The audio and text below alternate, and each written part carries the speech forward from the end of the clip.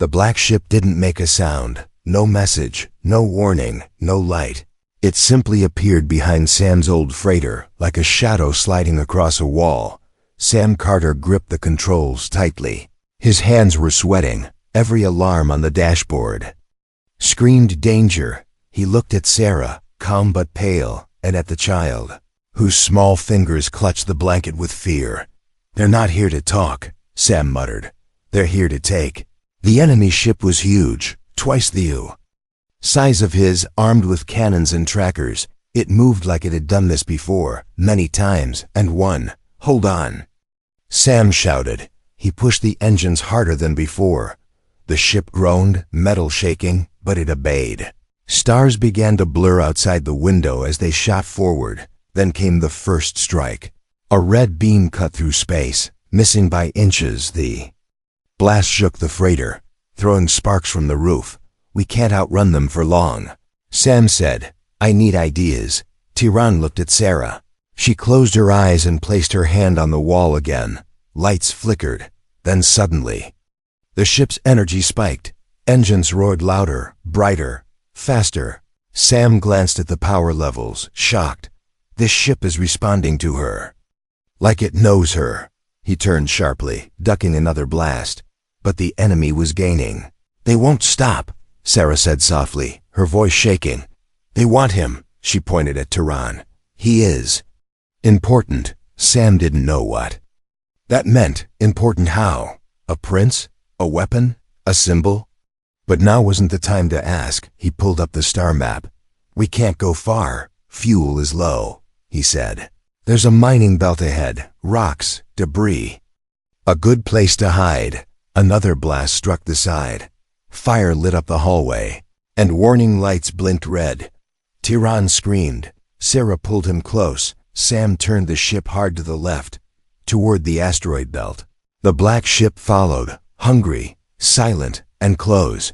As they entered the mining field, rocks floated in all directions, some the size of buildings, others like knives. It was a deadly maze, perfect for escape or for crashing. Sam maneuvered through the chaos, the ship slipping between giant rocks. The enemy fired again, but missed, barely inside. Everything shook. The child cried softly. Sarah whispered something in her alien language, and the lights calmed. Even in the chaos, her voice brought silence. Then Sam saw it. A cave inside a huge asteroid, dark, deep, and just wide enough to fit through. He aimed straight for it. The enemy ship followed, too close. Too fast. Sam took a sharp turn, skimming the cave wall. The black ship copied, but its size was too much. Crash. A part of the black ship's wings slammed into the cave wall. Fire and smoke burst into space. It slowed down, damaged. Sam didn't stop to celebrate.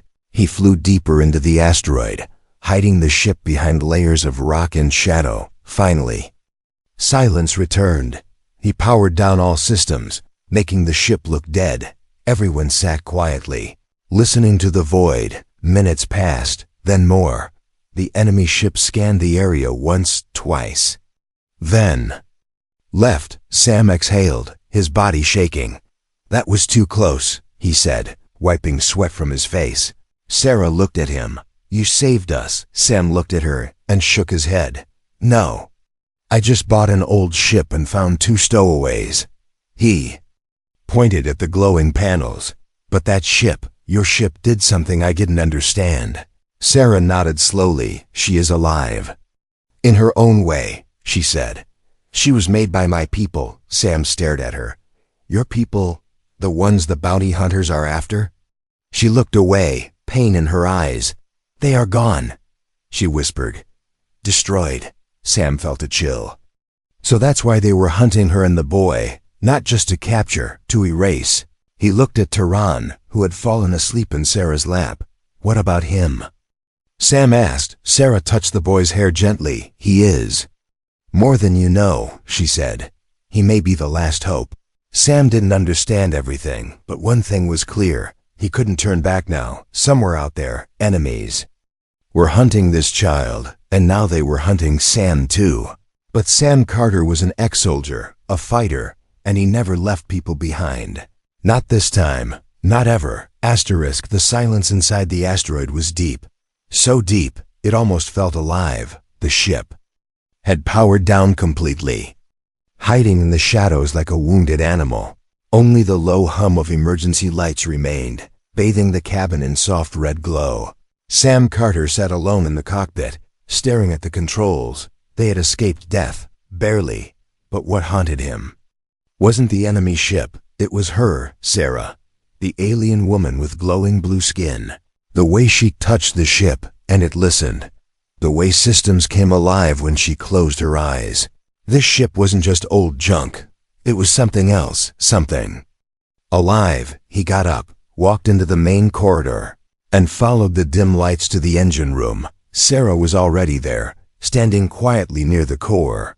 Tehran was asleep again, wrapped in a blanket near the wall. Sam hesitated, then spoke. "This ship," he said. "I've fixed engines all my life. But this tech?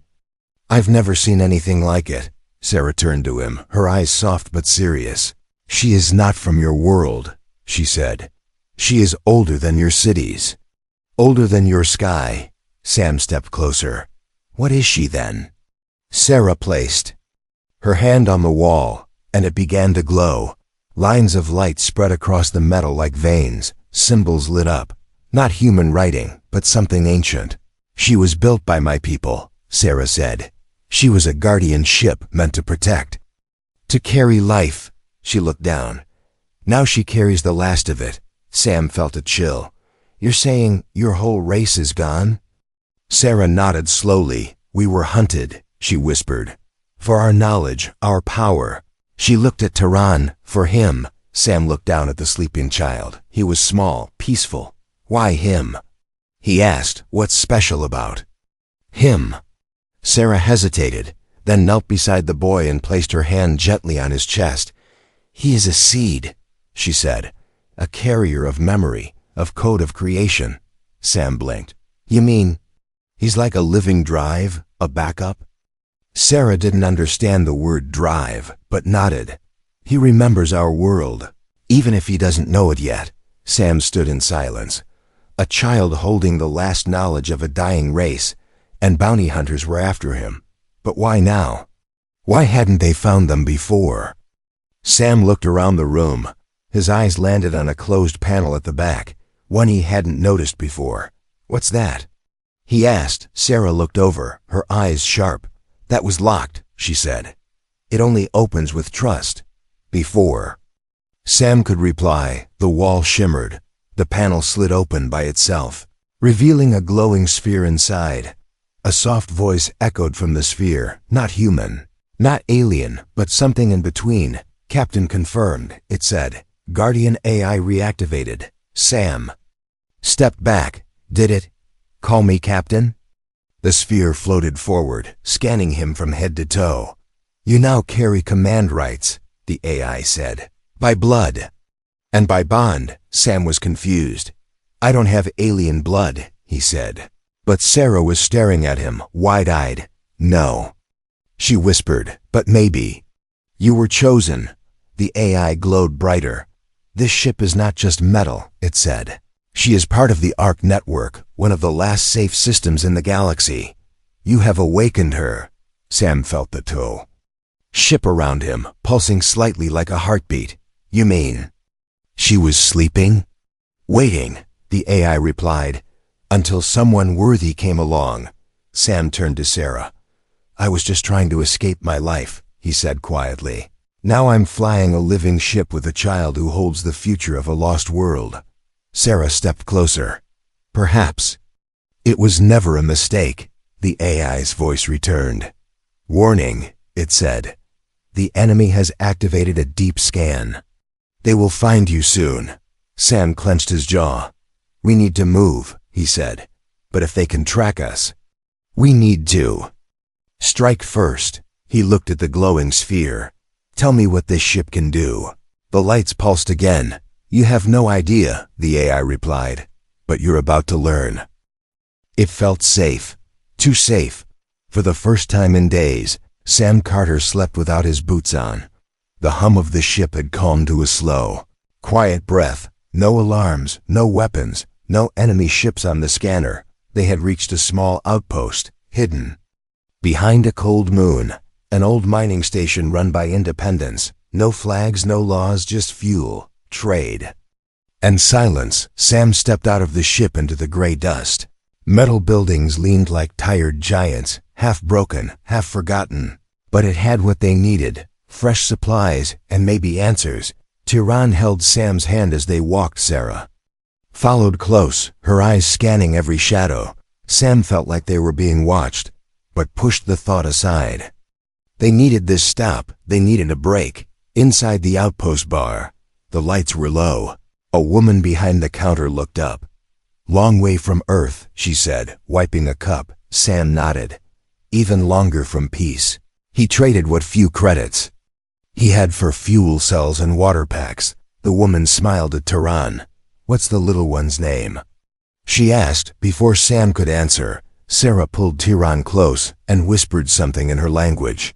The woman raised an eyebrow. "Relax," she said. "No one's hunting you here." Sam wanted to believe that. But then a voice from behind him froze the air. Well. Didn't think I'd see you again." Sam turned slowly. It was Jacques Riven, ex-soldier, ex-friend, and a full-time problem. Scar over one eye, a long coat hiding weapons, and a smirk that meant trouble. "Didn't know you were still breathing." "Riven," Sam said coldly. "Didn't know you were babysitting aliens." Jacques replied, glancing at Sarah and Tiran. Sam tensed. "This has nothing to do with you," he said. Jacques shrugged. "Everything's for sale out here." Sam stepped closer. "Walk away." But Jacques didn't move. Instead, he tossed a small silver disc on the table. A hologram flashed to life. A bounty poster. Sarah's face, marked as level 5 priority. Reward, 1 million credits. The whole bar turned silent. Eyes stared, weapons shifted. Sam felt his stomach drop. Jacques grinned. "I should thank you, really," he said.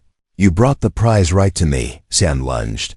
A punch to the jaw sent Jacques stumbling, but the damage was done. The bounty was real, and now everyone knew. Sam grabbed Sarah and Tiran. "Move!" he shouted. They ran back toward the ship, footsteps echoing behind them. Blasters fired. One bolt hit the ground near Tiran's feet. Sarah turned and raised her hand. A pulse of blue light burst from her fingers, knocking the nearest man into the wall. Sam looked at her, stunned. "You have powers?" She didn't answer, just kept running. Inside the ship, Sam slammed the hatch shut and locked it. "Engines now!" he yelled. The ship roared to life, lifting off just as the outpost guards reached the platform. Sam looked at Sarah, angry and confused. "You said nothing about powers. You said nothing about friends." She snapped back. They both went quiet. Tiran sat on the floor, shaking. Sam knelt beside him. "It's okay, buddy," he said. But it wasn't. The screen blinked again, this time. A new signal. Jacques' ship was following. And he wasn't alone. Sam stood and walked back to the cockpit. "This is on me," he said. "I trusted the wrong place." He stared out at the stars, his face hard. "No more hiding," he said. "Time to hit back." But behind him, the AI's voice returned.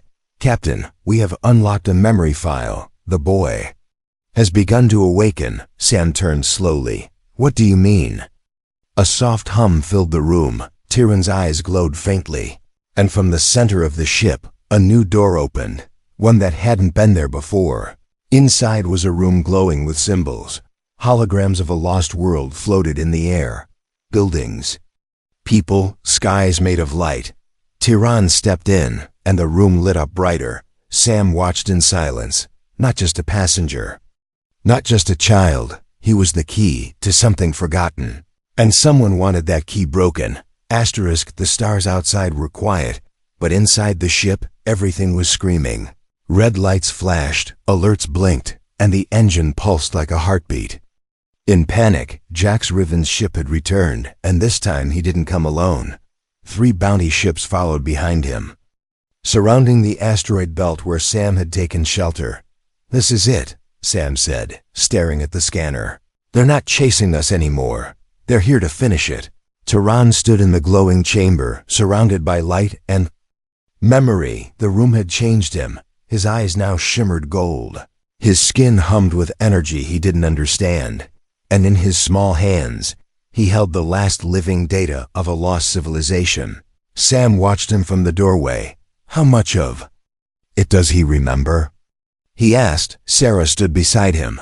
Not all, she whispered, but enough. She stepped forward and touched the wall. The ship responded instantly, lights pulsing, systems opening, weapons unlocking. This wasn't a cargo freighter anymore.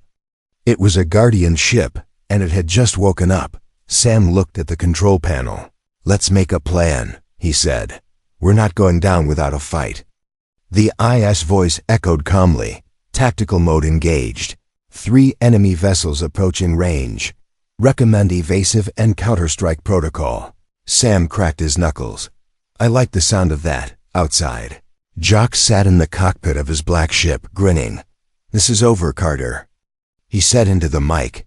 Hand over the alien kid, and I'll let you float home in one piece. Inside the ship, Sam clicked the comms button. You know me, Jax, he said. I don't float. And with that, the battle began. The first shot came from Jax's left wingman.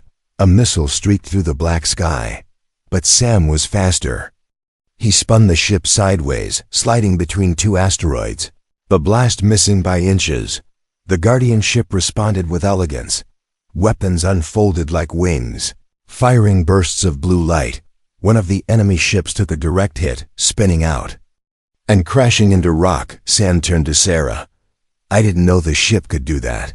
She didn't know you could fly like that, Sarah replied, a small smile on her lips. Tehran stood behind them, eyes glowing brighter. He raised one hand, and the ship's energy flared with him. The IS voice returned. Child has linked with core memory. Activating defense protocols unseen in 2,000 cycles. Outside, light wrapped around the ship like armor. The second bounty ship opened fire, but the blasts bounced off, harmless. This is no ordinary ship, Sam whispered. This is a war relic. He pushed forward, charging into the fire. Enemy ships swarmed. But Sam danced between them. With every move, the ship grew smarter. It anticipated, responded, defended. But Jox was waiting. He fired a net, not a weapon, but a trap. It hit the engines, slowing the ship instantly. Got you, Jox said. Smiling, time to collect my prize. Inside, sparks flew. The power dipped, and systems failed. The ship began to fall into the gravity well of a nearby moon. We're losing control, Sam shouted. Tehran stepped forward, glowing fully now. He closed his eyes, placed his hand on the wall. The ship responded, not with strength, but with memory. From the walls, holograms appeared. Thousands of voices, lights, symbols. Sarah gasped, these are my people. The ship hummed like a choir. Energy returned. Power surged. The engines ignited with force never seen before. They broke free. Jox's trap failed. And then the Guardian ship turned. Sam looked at the screen. Ready weapons, he said. Weapons charged, the AI replied. Target? Sam stared at Jax's ship. A ship once shared by brothers, now turned into a knife. Take the shot, he said quietly. A flash of light, a burst of energy, and Jax's ship exploded in silence. Swallowed by fire and dust, Sam looked down. Chest tight. He made his choice, Sarah said softly. Sam nodded. So did we. They drifted in space, silent again. But something had changed. Tehran stood tall, no longer just a child. He had awakened something ancient, and in doing so, had changed the course of the galaxy. The ice voice returned. One final jump remains. Destination home. Sam turned to Sarah. Does that mean? She nodded. There's one place left. The place where it all began. It didn't feel like a rescue. It felt like a funeral in the stars. Jox was gone. The bounty ships destroyed. But the silence that followed was not peace. Sam Carter stood in the hallway of the Guardian ship. Lights glowed softly along the walls. As if the ship itself was breathing slower now. Tehran slept in Sarah's arms, the glow in his skin fading back to normal. Whatever power had awakened inside him had gone quiet again, for now Sam looked out the window. A bright blue planet floated in the distance, untouched, unknown, uncharted. The eye had called it one word: home. Are you sure this is it? Sam asked. Sarah stepped beside him, her eyes wet but steady. I've never seen it, she said, but I've dreamed of it. The planet was surrounded by rings, glowing, shifting like waves.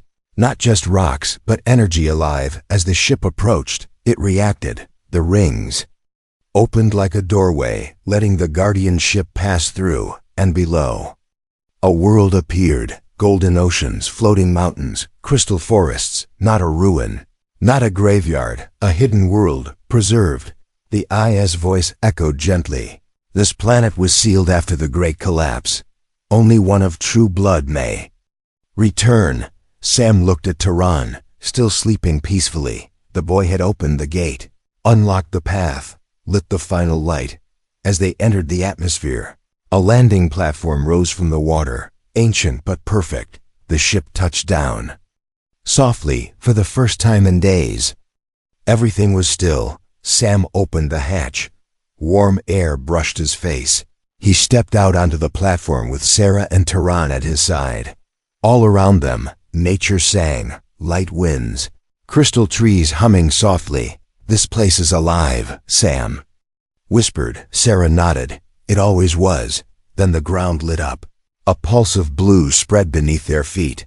From the forest ahead, figures appeared, tall, glowing, with faces like Sarah's but different. They had been waiting, guardians, the last remnants of a forgotten race, protected by the world, waiting for the child. One of them stepped forward, an elder with silver hair and eyes like stars. He knelt before Tehran, who was now awake. You have returned, the elder said. Son of memory. Tehran looked confused. But Sarah understood. She bowed her head, tears in her eyes. You are my people, she said. And he is your future. The elder smiled at her, then looked at Sam. And you, he said. You carry the code of choice. Sam blinked. What code? The ice voice answered from the ship. Human DNA. One of few able to bond with guardianships. Rare, pure, random, but important. Sam laughed softly. I came here to escape life, he said. Now I've got two worlds watching me. Sarah touched his shoulder. Maybe that's why you were chosen. The elder turned to Tehran. It is time, he said, to awaken the world. Tehran stepped forward, raised his hand, and the ground responded. A great light shot into the sky. The forests lit up. The seas sparkled. Towers rose from beneath the waves. Cities of light and energy reborn. The lost world was no longer lost. Sam watched in awe. Is this it? He asked. Sarah nodded. A new beginning. But then the eye spoke one last time. Signal detected. Far, but growing. Not all enemies are gone. Sam looked at the sky. So it's not over? Sarah smiled softly. No, she said. It's just beginning. Sam looked down at Tehran, now walking ahead toward the light. Stronger, braver, ready, and Sam followed. Not as a captain, not as a soldier, but as something more. A guardian of the last hope, a protector of the child who carried the stars inside him.